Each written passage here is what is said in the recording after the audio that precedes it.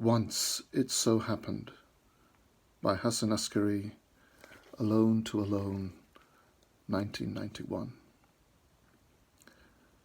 Surrounded by the mystery of the cosmos and carrying within oneself the mystery of the psyche, we look at the world and we look at each other's faces. A pain rises up at the core of our being and we cry helplessly, innocently, hopefully. In such moments, all our wretchedness, with all our imperfections and falterings, falls away.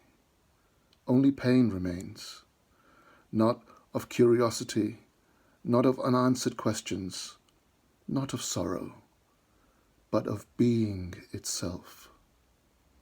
And a prayer issues from the heart. The very thought of prayer makes one cry more.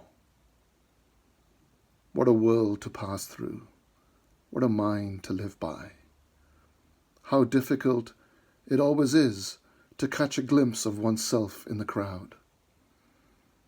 Sometimes an unexpected peace descends and envelops us all, a peace issuing from the same source from which the universe receives its order and harmony, the same peace which is the foundation of our life and intelligence. As that peace is ancient, we do not know its true nature, imprisoned as we are in a small space of time.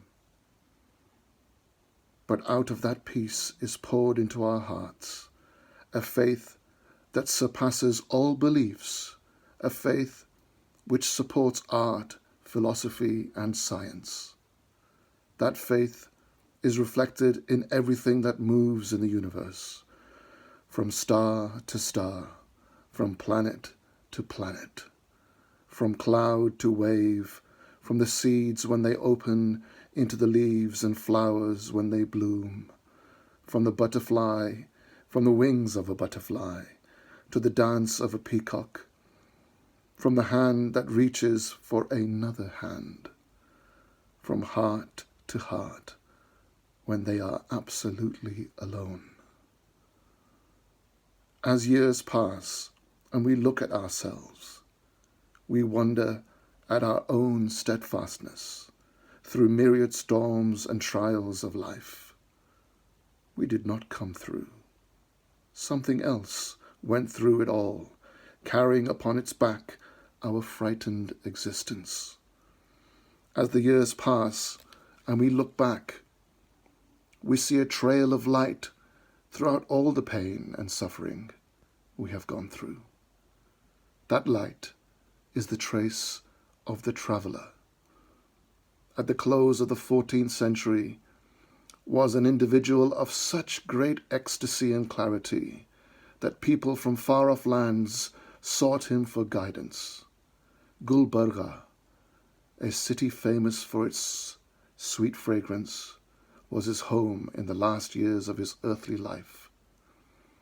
Whether awake or asleep, he was conscious, his inner eye keen, his awareness like a mirror untarnished by the states and moods of his body, and his wisdom both guiding and ingathered.